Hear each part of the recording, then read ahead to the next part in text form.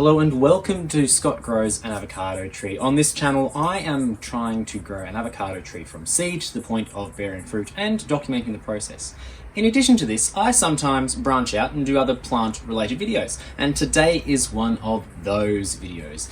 Now, I really love keeping fish, and you might be thinking, Scott, that's not related to plants, and I disagree. I've been keeping planted tanks for the last year, just low tech, and I'm going to show you how I set one up, because today I am going to be setting up a new fish tank. Let's get to it. Now, first of all, I need a tank. Now, this is a tank that I have had set up for about a year, and it developed a really bad black algae problem. And there's a number of reasons why black algae developed, but it's really hard to get rid of. So essentially, I just needed to start again. So I have got this fish who was in it, Salud, who is a betta, Siamese fighting fish. He is currently in a holding tank. It's a little bit sad. It's much smaller than this tank. So we're going to start setting this one up today. Now, I have rinsed it and soaked it in a vinegar solution, which should have killed all of the black algae. I've given it a really good clean. I've rinsed it really well so there's no vinegar left in there. And we are going to set this one up today. Now, I need a bit of a plan before I set it up of what I kind of want it to look like in the end, so that I can go and I can get the right plants, the right substrate, all of those kind of things. So I'm going to hand over to me at the computer. Yes, before we set up a fish tank, it's a good idea to have a plan for what you want it to look like. After all, it's not just a home for your pet fish, but also a piece of decor. You wouldn't want to plant a garden without an end goal in mind, and it's the same for keeping a fish tank. I have a lot of terracotta in my home, and I would like to have my tank tie in with that theme. Perhaps a bit of an overgrown garden with some terracotta strewn throughout. So of course, the tank will need a base layer. I want a layer of soil on the base of the tank. Then I'm going to add some broken shards of terracotta pot, and one pot still intact, probably off to one side. I can plant something in that just as I would a regular pot. To get a bit of an overgrown feeling, I'm going to plant a ground cover to carpet the bottom, something like Monte Carlo, which will spread and cover the entire base of the tank, wherever there is soil. I want a different kind of plant in the pot, perhaps one that with larger leaves, such as a crypt, that a Siamese fighting fish can rest upon, because they like to rest upon soft things. Monte Carlo and crypts are both plants that do well without injected CO2 in fairly low light environments, such as the fish tank that I am setting up. Then I'll need a filter, a heater, and of course, water. And that is what I want to end up with. An underwater garden corner filled with greenery and life for myself and my fish to enjoy. Yes, so I have got a couple of these small pots, and I am going to break these today. So I need to just carefully break them, not into tiny pieces, like I don't want it to be dust, but at least in half, possibly a few different shards around the place, so that I can scatter them on the floor off the back of the tank. So I'm going to need a few things for this. So of course I'm going to need my pots. I'm about to take these stickers off, and I will need a chopping board, a tea towel to lay over the chopping board, a hammer, and personal protective equipment, because if a shard of terracotta goes flying into my face, that's not much good. Now, these pots, they are made of terracotta. Now, it's important if you are going to do this that you know what you're doing. Now, if we put the wrong things into a fish tank, it's going to leach in, it's going to make the water bag, it's going to kill your fish. So we want to avoid that. So just plain terracotta. There's no glazing, and I'm going to give this a really good rinse in a second with some boiling water to make sure that they're sterile and clean. So really important, there's no paint, that they are just plain raw terracotta. So, I am going to smash these up now.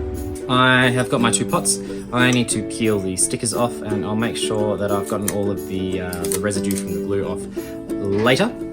That can wait a little bit, and I will be using something to help me with that.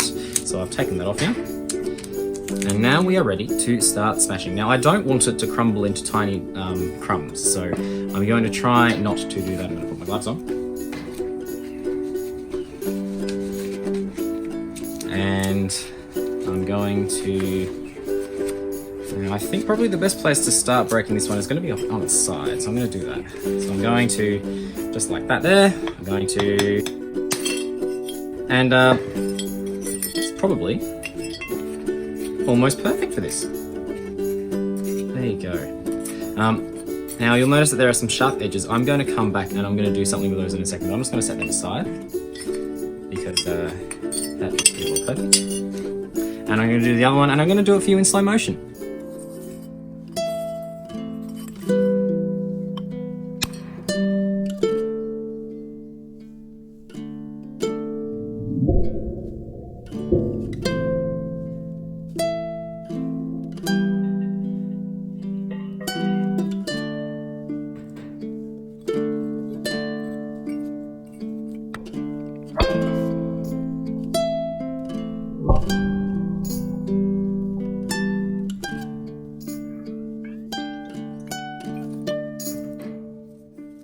And now I'm going to use some sandpaper. This is 80 grit, nice and coarse, because I need to sand off any edges which might hurt the fish. Now, bettas have really long flowing tails. Salud he's a veil tail, so he's got a long fin, and any of these sharp points are just going to tear right through it, and that's going to cause him issues. So we're going to sand them right down so that we can avoid that. So I'm just going to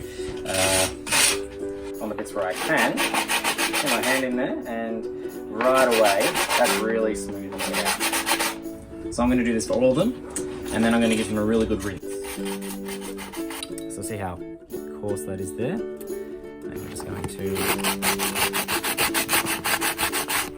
that's really smoothen that down, smooth the edges as well, all around there, so there's just a round edge.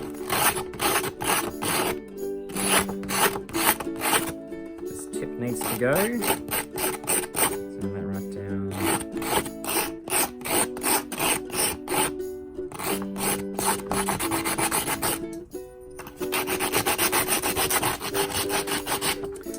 And once I'm happy with that, I'm just going to put in this colander so that we can take them inside later and give them a good rinse in water.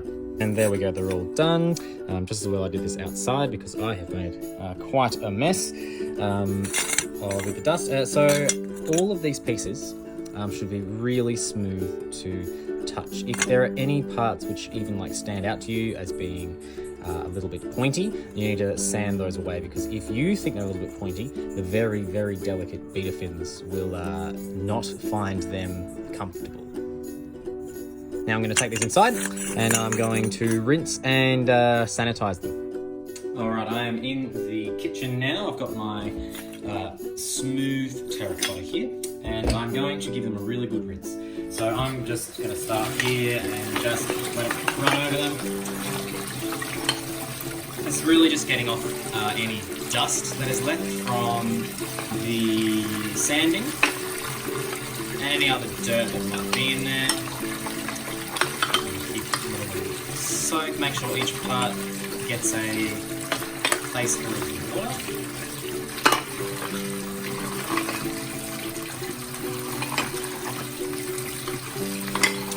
I'm not using any soap. Soap is poisonous to fish. So no detergent here. I'm just giving them a really good rinse to get rid of anything that it can. Alright, I think we are done with the first rinse. I am going to take you over to the stove now. Now I want to try and avoid introducing bacteria to the fish tank, so this is just tap water here. I'm going to put the shards of the pieces of terracotta in it, and then I'm going to boil it to kill any bacteria, any germs that might be introduced to the fish tank otherwise. So I've got my pieces here, and I'm going to make sure they're all submerged. In fact, I might need to fill it up just a little bit more so that they're all fully underwater. There we go. Now I'm not concerned about these exploding. Sometimes when you put rocks and boil them, the air, the things inside will explode, but terracotta has been fired already, so I'm not concerned about any pockets of anything that might want to explode out of it. There's no moisture that's going to expand rapidly, causing it to crack. So I'm feeling fairly confident, but please do be careful when doing anything with heat, because things can go wrong, unexpected things can happen. I am actually still wearing my safety goggles because I am just want to be playing it safe. So I'm going to start that one there, pop that on just while it heats up, and I'm going to come back in. Well, I'm going to stay here. I'm not going to just walk off with it. I'm going to leave it here, but because this is a video, you're going to come back once it's boiling. And it is now boiling, so that means that the water inside is 100 degrees Celsius, which is hot enough to kill any bacteria. So I only need to bring it to the boil, and now I'm just going to turn it off, and and I'm going to let it cool for a bit, and then I'm going to take out the terracotta. I don't want to cool it too rapidly. All right, so I am going to now prepare my the first plants that I'm going to plant today. I'm not going to plant all the plants today, but because I'm doing a dry start, some plants can do quite well terrestrially, so above water, and one of those is this. This is going to be my carpeting plant. This is my Cranthum tweedi, or Monte Carlo, and this has been raised as a tissue culture. So down the bottom here, we've got a gel, and what they've just done is they've sown seeds into the gel, and then pretty well left it. So this, I know, is going to be free of disease and things like snails and other pests that I don't want in my tank at this time. So I am going to take it up, and I'm going to need a plate for this one as well, because I need to get rid of all of the, as much of the gel as I can. So I'm going to take it out, and as you can see, there's the gel. That's all lovely roots there. And I want to rinse the gel away. Now this can go straight down the sink, so I want to rinse it away. So I'm going to just start rinsing it underwater here. Not hot water, I'm going to do it under cold water, because I don't want to kill anything. I'm going to step around the camera. And I'm going to start, this does take a little bit of time, but I'll pull that apart and I'll just set that aside for a moment, and just kind of squeeze the gel out.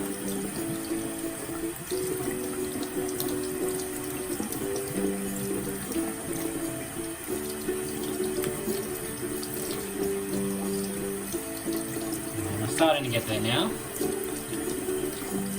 I'm going to fast forward and have a chat with you once I've finished rinsing this all off.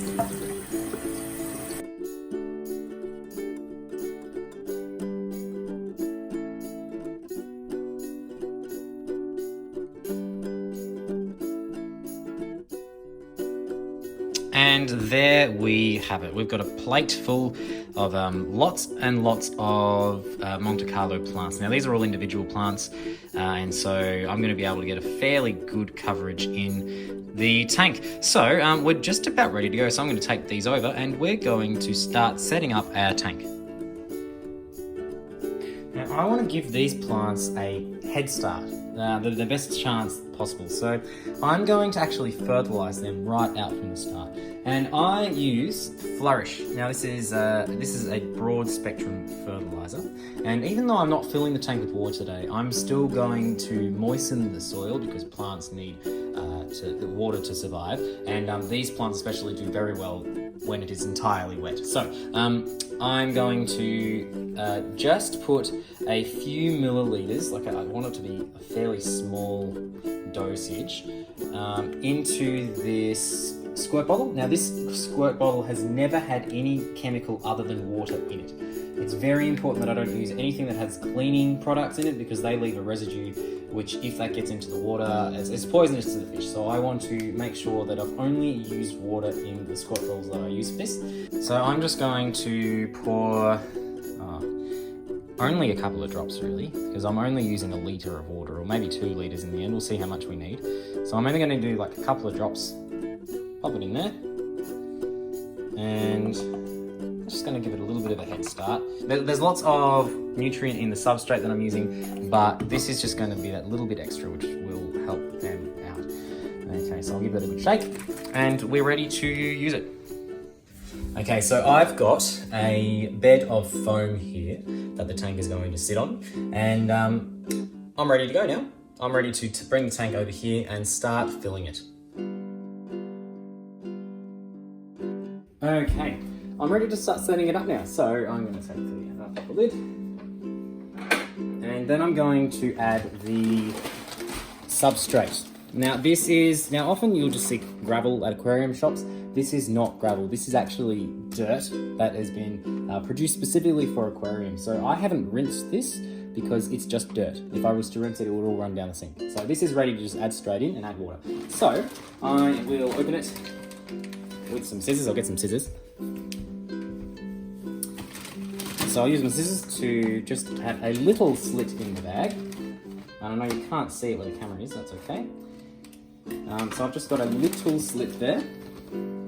And I'm just going to start pouring it in until, it doesn't need to be very deep here, but I'm going to have it probably up to about there. So I'll add it in.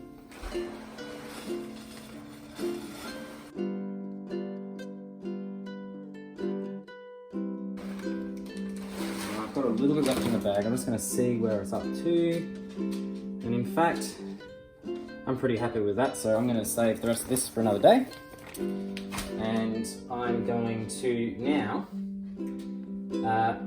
actually moisten the soil. So I've got here my the mixture I made of the fertilizer and water, and I'm going to soak that through here. Now it gets really, it's really good idea to have a squirt bottle on hand, because as your hands get wet and the substrate is dry, the substrate sticks to your hands and it's really annoying. So I'm going to give that a really good mist. I essentially want the everything to be quite wet. You know, this is an aquarium. It will be fully submerged at some point, but because we're doing a dry start, I'm not going to have all of the water that I will have later, of course. It does take a little bit of time for soil to become to soak up the water, because it's been dry, just like any soil you'll come across. It's a little bit hydrophobic. Now, what I have found in the past is that you think that you're done, but then you start planting things and you realise it's only, the water's just sitting on top. So I'm going to use all of this whole squirt bottle, really. Like if I were to, right now I bet, if I were to just take this and have a look here, actually we're not too bad. There's still a few dry spots in there though. So, but we've added a fair amount of water, and so we're actually nearly there. So, I was overcompensating for myself for a second there, from my previous experiences, but it looks like I've learned something in that you need to add quite a bit of water for it to start to soak it up. It can be a little bit deceptive, but it looks like I've added almost enough water now. So I'll just keep putting that in. I don't mind if it starts puddling on top actually. The reason why I'm doing a dry start is because when I add the carpet, the Monte Carlo, because it's so small, it doesn't have very much root yet. If it's submerged in water and there's currents in there from the filterage, I found previously that the ground cover just starts floating around, and then it's just really fiddly to try and get it back into the substrate. And so what I've started doing when I set up tanks now with a carpet is that I do a dry start. So I just have the soil substrate moist, wet, but not flood the tank. And what that does for a couple of weeks gives the ground cover a chance to anchor itself and develop its root system into the substrate.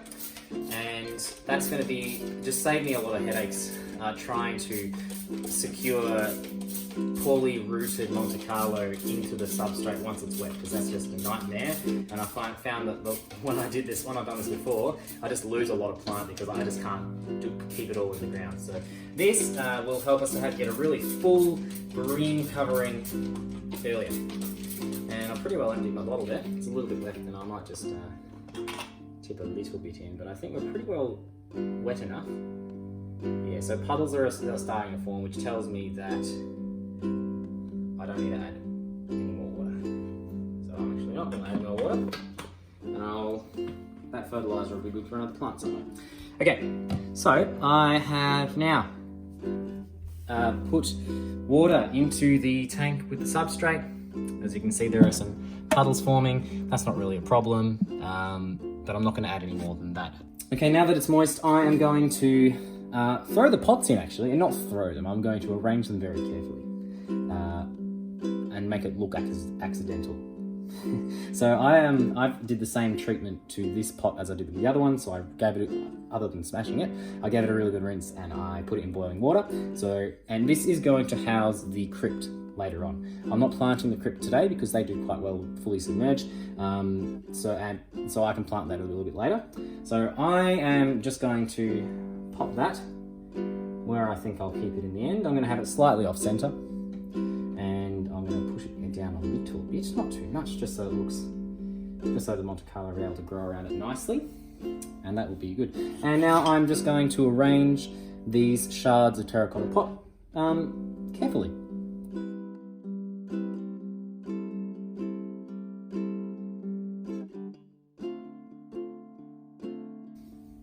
All right, and I'm pretty happy with that actually. I'll give you another look, bird's eye view. So just kind of scattered through. I've still got some extra leftover substrate, so I don't have to worry about that just now. And now I am up to planting out my Monte Carlo. So I am using these bent tweezers. These are a specific aquascaping tool, and if you're going to do any aquascaping, you need to get yourself a set of tools. I've got a couple of tweezers, and a pair of shears, long-handled shears, which make things really easy when you're using this. You don't have to mess things around with your big clunky hands like mine, and it's just a game changer. So I'm going to take little bits of Monte Carlo, so individual plants, and I'm going to submerge a fair amount of it, so bury a fair amount of it in the substrate. It doesn't matter if it's mostly buried, it will grow. That will do it fine. And I'm going to do that by putting kind of this bed bit into the soil first, and then kind of pull it through, letting go as I do, and then I should just be able to leave it there and take that out nice and cleanly. That's the goal. Trying to plant these with your fingers is an absolute nightmare, so these are really helpful. So I'm going to start doing it now. I've got a big plate here full of, I don't know exactly how many plants there would be. Dozens, certainly, maybe hundreds. And I'm going to just start here, and I'm going to do this all through, wherever there's soil in here, I'm going to just push it in like that, and then and that's all you need to do. So I'm going to do that until the whole tank has been covered in Monte Carlo. So I'm going to put that there,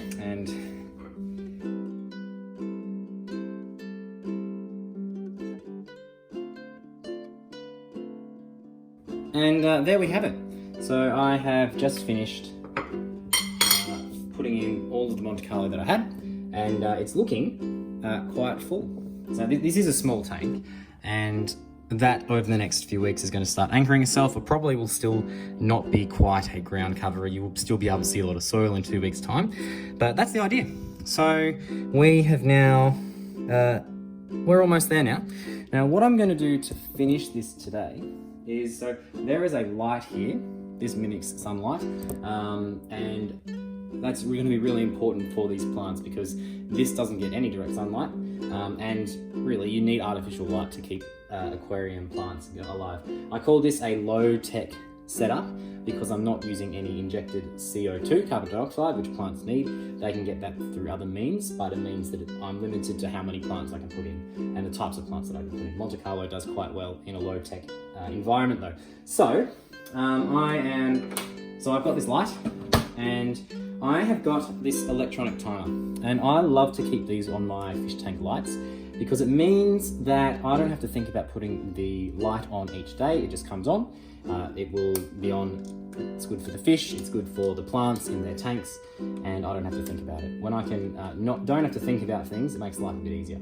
So I'm going to set this up to give it sunlight about the same as normal sunlight hours actually. So I'll go from 6 through till about, actually no, I'll adjust it a little bit because we want it in the evening. So I'll have it turn off at about 10, which means, so the sun goes down these days at about 9, so I'll have the sun coming up in the tank at about 7.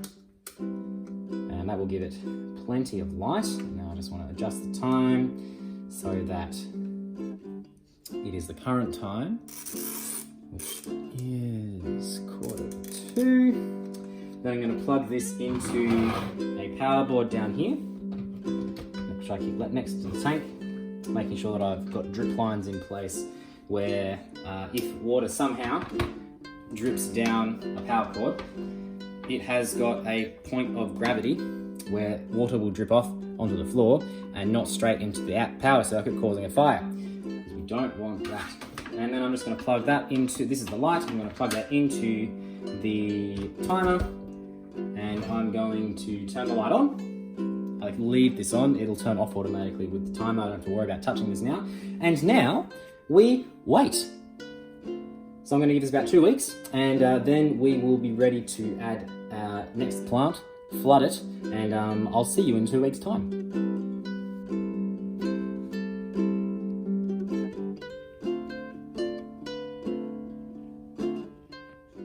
It's been 2 weeks now since I started doing the dry start, and as you can see, the Monte Carlo has not filled the bottom of the tank yet, and I wasn't expecting it to. It will take a couple of months to do that, but it has started to put its roots into the substrate, the soil at the bottom of the tank, and it has actually started to make some new growth, and that's telling me that it is anchored in and that I can start filling this with water. So today I am going to flood this tank. I'm not going to add Salud yet.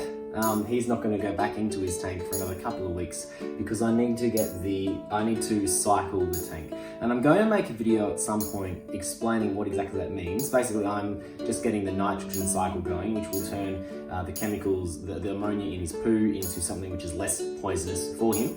And there is bacteria within the filter that will do that. I'll be going to explain it in detail another time, but basically I need to give it a couple of weeks for the bacteria in there to grow so that it's not going to kill him when I put it in there. So we're going to do that today. I'm going to put a plant into this pot. I'm going to fill it with the substrate, and I'm going to put the plant into there, a crypt, and I'm going to add the filter, add the heater, and flood the tank. So I need to buy my crypt. Let's go to the pet shop.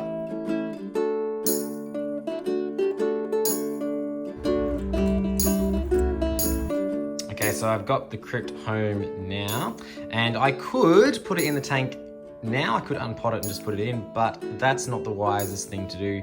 I don't want to introduce any pests. That could be snails, it could be anything, into the tank, because I've had to deal with snail problems before, and it's really, really unpleasant to do that. So I'm going to prepare this plant now, and I'm going to show you exactly what I do. Let's go. I am back at my sink. We've got the tap there, and we've got some avocado seeds there. We are at the sink now. I have got some avocado seeds there. We're not doing anything with those today. And I have got my crypt, and I'm going to, so take it out of the bag. I'm going to use scissors for that because that's too much of a mess otherwise. I'm going to use scissors to cut open the bag and just grab the pot. I don't want to fiddle too much with the foliage. I want it to be as stress-free process for this plant as possible. I'm expecting some melt back when I put it in, just because of the changing conditions. It's going to die off a little bit, but the plant shouldn't die completely. So I am going to prepare this. So I am actually going to take it out of the pot because we're not going to use the pot. It's a cute little pot. I have no idea what I can do with these. If you have any suggestions, please let me know. I could just leave it in the tank, I suppose, because we've got that terracotta thing going. I'll think about that. And I want to use cold water. So we'll run it cold, and I'm going to give these a rinse. I did check through the tank and at the pet shop that these were in, and I couldn't see any snails or any problems, but it's there may still be eggs, so I want to give it a good rinse and try, and it doesn't matter that this is chlorinated water coming out of my tap. The plant doesn't care too much right now, and so I'm just going to try and get all the surfaces of the leaves, anything that's not plant off it.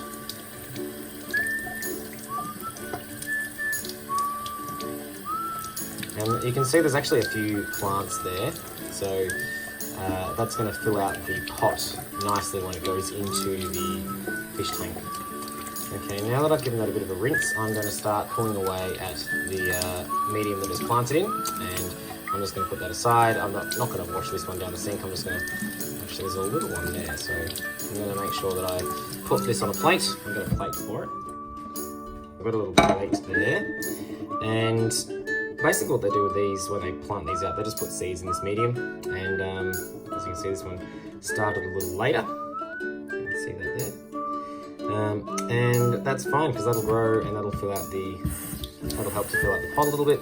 So I'm going to keep doing that. I'm going to get rid of all of it so that we just got the roots. I want to be very careful not to damage the roots though, because as I said before, we want a stress-free planting process so that we get as many of these surviving as we can. Now the reason that I waited to put these in, I didn't put these in with the dry start, is because these plants don't do especially well in a terrestrial environment, so they don't do especially well above water. So the Monte Carlo can do alright as a terrestrial plant. It does very well as an aquatic plant, but these crypts not so much. So I'm just going to keep rinsing that.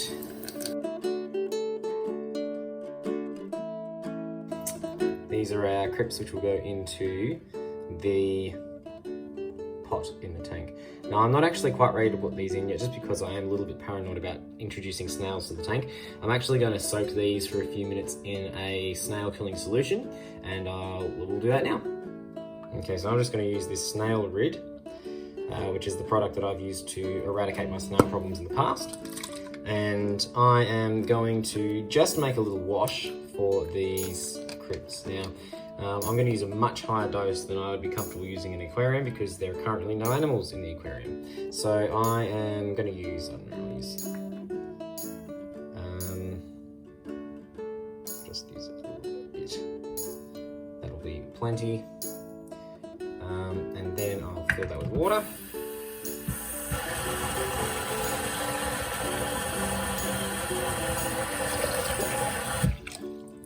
That will be certainly enough. And then I'm just going to put these in there. Now what that should do is if there are any snails that I cannot see that somehow hung on after being rinsed, that should kill them off, because I don't want feral snails in my tank. There we go. And it's much easier to solve it now than later when we've got fish in there, because you can kill the fish if you overdose or if you haven't got your water conditions quite right. So we're doing that now to try and avoid future problems. So I'm going to let that sit for a couple of minutes, and then we should be good to rinse this off, and then we'll plant it. Okay, first of all, we're going to fill up this pot with soil, substrate, so that we can put in treated crypts. Okay, so I've also got a squirt bottle here to add some moisture to it. So I'm going to add some more substrate to it very carefully.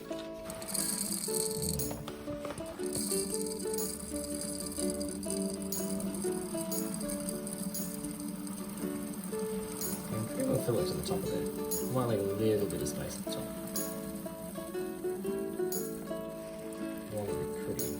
This is just aesthetic now, because of course the crypts will grow in there if it's a little lower, but I want it to be nice and full. These crypts don't get very big, so they don't need a lot of space. Alright, so that will be enough substrate. I've got a little bit more if I would like to use it.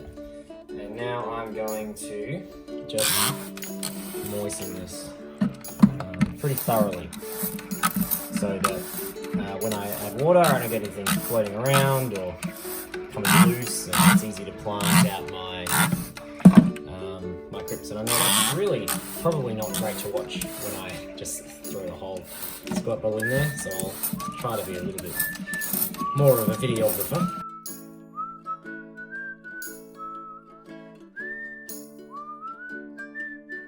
Pooling now, which tells me that the pot itself is full, which it didn't have a very big hole, so that's fine.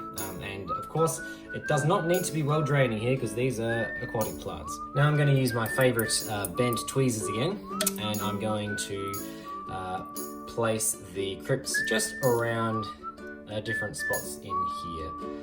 And eventually I hope that they will just send out more runners, and this will be a beautiful full pot plant, really.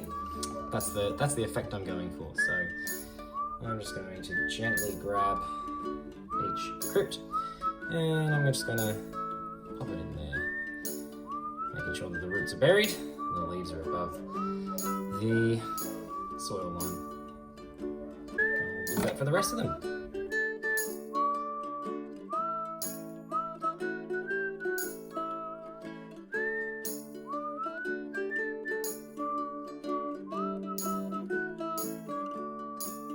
Now my crypts are all planted, and we'll hope that they don't float away when I flood the tank now. So all their roots are pretty well all their roots are submerged. If there are a few showing, it doesn't matter too much because they should grow down soon. And now I can add the filter and heater. I'm using this internal filter, so the whole filter unit itself sits in the tank. So there's a little motor in here. This is electric, this is waterproof, and water will be sucked up through here. There's a sponge in there, there's some activated carbon which helps to remove any impurity, any gunk, anything that I don't want in the tank really. And I will be putting this one just here. Actually, I might put it off the other end of the tank this time, because it's looking a little crowded up that end otherwise. So I'm going to put that there, and then I'll just suction cup on, and I'll lay the electric cord through the hole in the roof, which is there, and I'm also going to run the heaters one through there as well. I'll also add a little disclaimer here. This filter that I'm using is actually a little bit underpowered compared to what a tank of this size would usually have. Because now this is the theory is because I'm going to plant this one out fairly heavily, it's going to be removing some of that nitrogen. It's going to be, because of the nitrogen cycle, it's going to be removing some of that, so it's out of the water, and so I shouldn't need such a strong filter. So that's why I'm using a weak one. If you're not planting out a tank, you'll need a slightly larger filter, and whenever you buy a filter on the box, it'll tell you what it's rated to, so how many litres of tank it is suited to.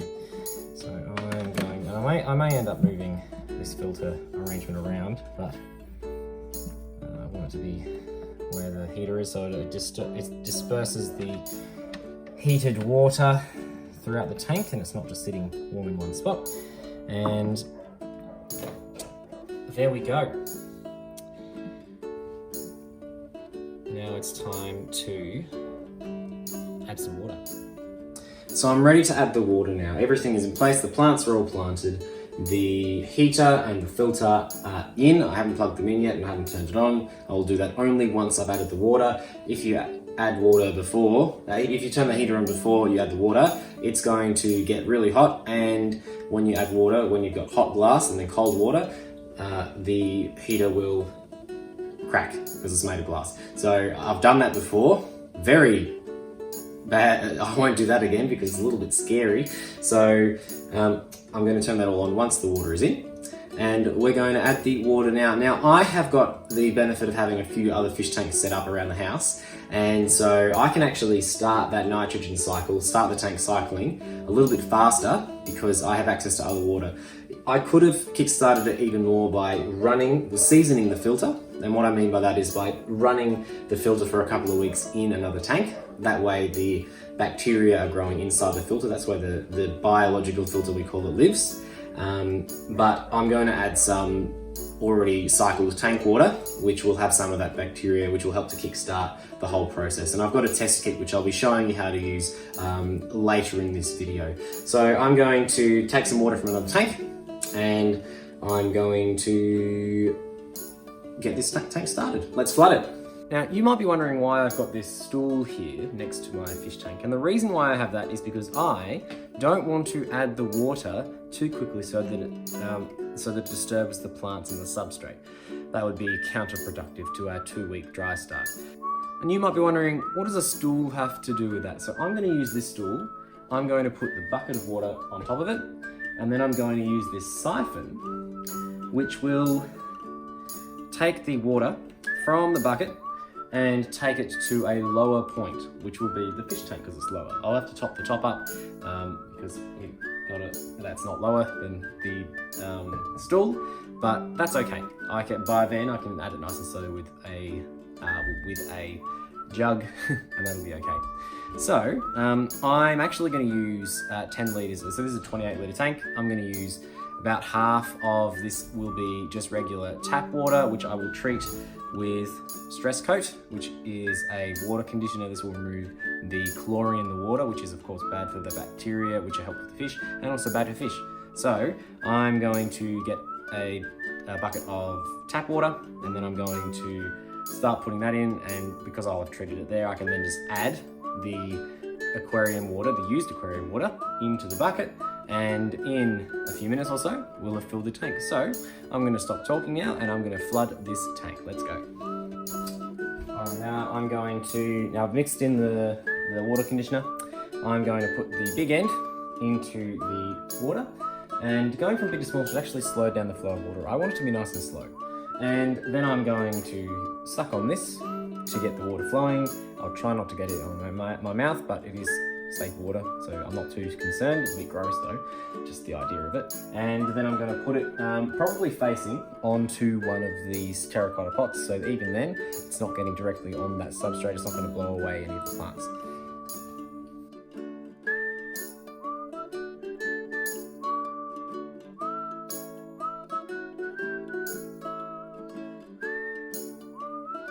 I have now flooded the tank, it is full, and I have turned everything on.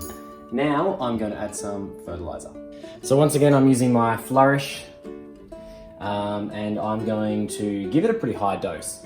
I'll give it a few milliliters, and I'll do this every few days, just to get everything really going. Now the last thing I'm going to do is actually add a few pellets of fish food. Now what that's going to do, that's going to start decomposing in the water. Sounds a bit crazy, but that's going to release ammonia, which will be eaten by bacteria, which will be turned into nitrite, and then it will be eaten by another type of bacteria, which will be turned into nitrate, which is what we want instead of ammonia or nitrite. So that's the nitrogen cycle. So we need to feed those bacteria in there now. So I'm going to just throw a few drops in, and we'll have a chat just after that about what we're going to do next. And that should help us to keep the ammonia being eaten, or that should help us keep the nitrogen cycle going. So now, really, we wait. Now I've got a test kit, which in a few days' time I will start testing pretty regularly, daily, just to see what's happening with those different chemical levels in there. So the ammonia, the nitrite, and the nitrate. When I'm noticing the nitrate levels rising and the ammonia and the nitrite are lowering, then that's telling me that it is cycled and that I can add my fish safely. So these plants will be perfect. They're fine, they love this nitrogen, but I need it to wait till it's safe for the fish. So I'm expecting a little bit of melt back now from my crypts, because it's been quite a stressful move, and often crypts do have a little bit of melt back, so the leaves just die back a little bit, but I'm expecting them to do very well. I'm really happy that I haven't had any floating plants at all, which means that my dry start has worked really well, and I think it's looking really good. So I am now going to give it a few days, and then we're going to start testing the water.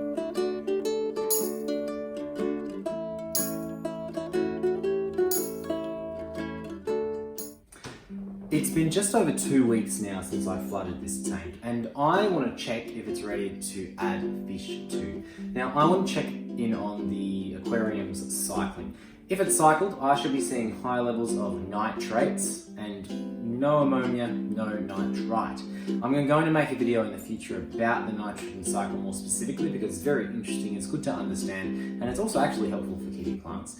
But I'm going to keep it nice and simple today, and I'm just going to be using this API freshwater master test kit, which to test for the ammonia, nitrite and nitrate levels. I can also test for pH with this kit, but I have never had an issue with pH in my home. I will check before I add fish, but today I'm just going to show you me testing the nitrogen levels in the tank. The reason why it's important to check this is because certain types of nitrogen in the form of ammonia and nitrate are actually poisonous to fish and could give ammonia poisoning, which we do not want to do. And I am doing a fishless cycle, so that's why I added a good sized pinch of food early on so that it would release ammonia. You can do it with fish in there, but I'd rather not, just because this is a less cruel way to do it. So I'm going to test the water in here. So I'm going to turn this light off so that it doesn't blind the camera. Everything's still running, that's fine. I've just got some test tubes here. We're doing some chemistry today. And I'm going to need to follow the instructions very carefully here because I want to get accurate readings. And if I'm seeing good levels of everything, but I'm seeing nitrate, I can do just a water change to lower those levels of nitrate, and I can add the fish today. If I'm not, I might need to add a little bit more food to increase the ammonia level to really promote that growth of the nitrifying bacteria. So I've got 3 test tubes here. I'm going to fill those up to the line, just 5 milliliters. I'm going to get as close as I can to that line.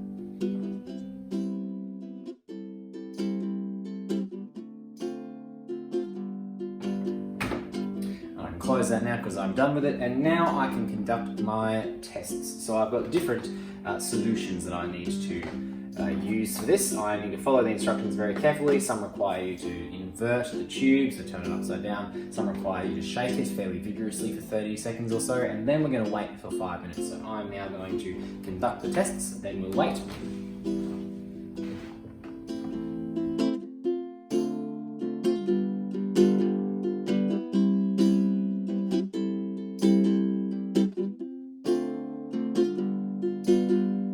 Now I have followed the instructions, I have put the various solutions into these vials, and now I need to wait 5 minutes for the colour to develop so that I can see exactly how much of each chemical is in the water. So I'm going to wait 5 minutes and then we're going to have a look.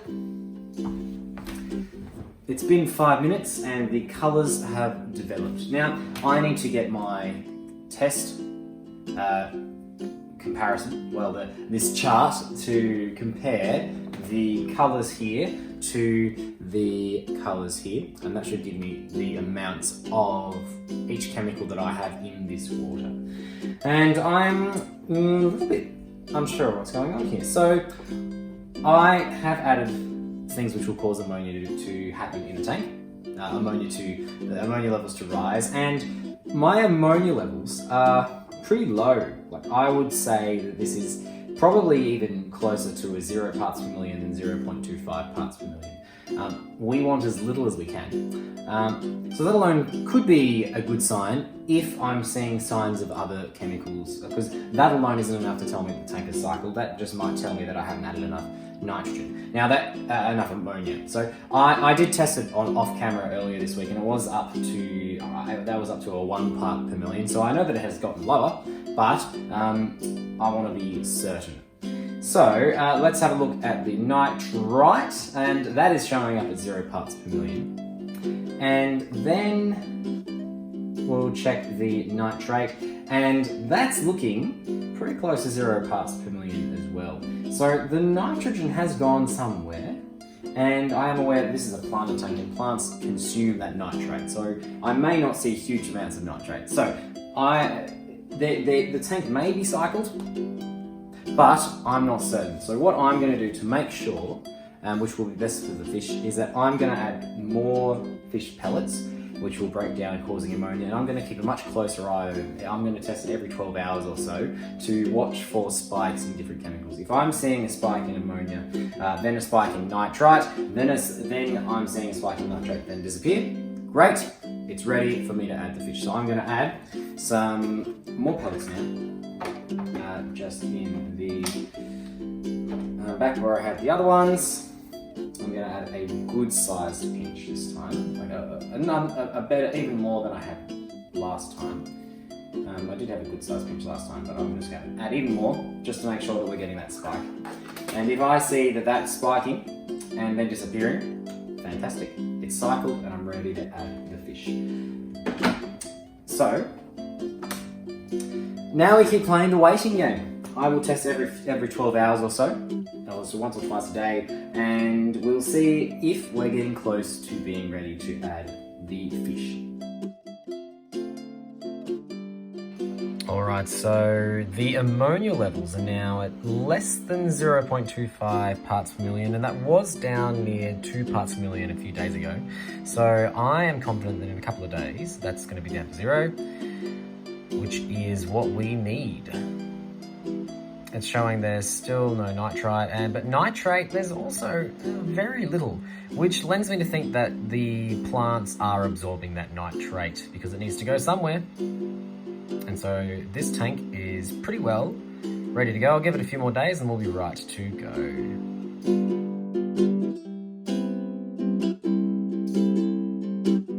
It's been a couple of days since I did that last test, and now the water is ready for Salud to go in. Finally, it's been 5 weeks since I started setting up this tank, since I broke up the pots, since I started my dry start with the Monte Carlo down the bottom there. And as you can see, it has filled out quite nicely. I'm really happy. I haven't lost any of it due to floating away or dying off.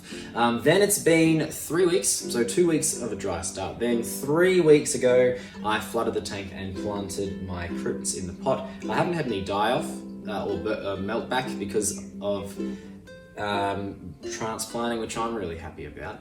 And the 3 weeks to let the tank cycle. It finally has cycled, and so it is now time to add Salud to the tank. I am sure he is excited. He's been in his 9-litre tank for the last 5 weeks, and I really don't feel comfortable keeping him in there. I've been changing the water more regularly than I usually would just to make sure that it's safe for him. So I am excited to put him in here. I'm sure he's going to be thrilled about it. I'm going to put him in there now. So I am going to catch him. I'm going to just fill up this jug with his current tank's water, and I'm going to use a net to pop him in unless he swims in when I scoop the water out, which is possible. Then I'm going to sit the jug on the edge, and that's just to get the temperature the same, because I don't want to shock him. I want it to be as smooth a process as possible. Then I'm going to slowly start adding this tank water into here, just so that he is used to where he is going to be going into. And then I'll actually turn the light off for a few hours just to really reduce the stress levels for him. So I'm going to go and catch Salud, and then we're going to let him sit in the tank for a bit, and then he's going to be free into it.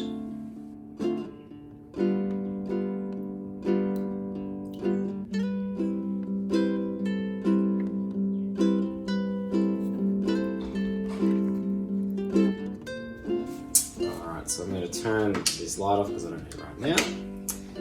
And I'm going to just sit him on the edge like that.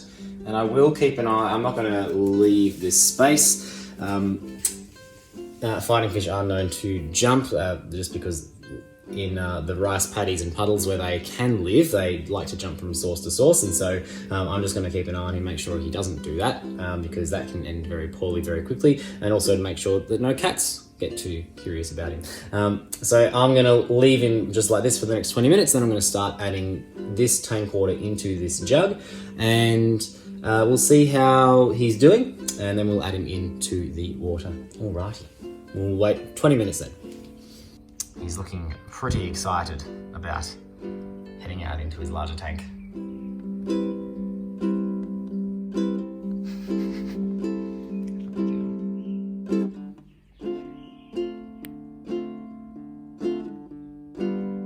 It's been about 20 minutes now, and I'm ready to start introducing a little bit of water from the tank into Sulu's jug. So I'm going to just carefully tip a little bit out and replace it with a little bit of the water.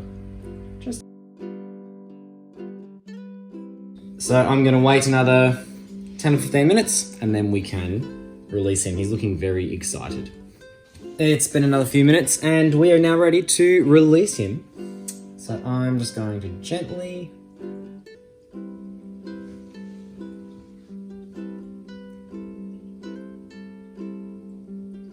let's see, he's ready to swim out. And there we go.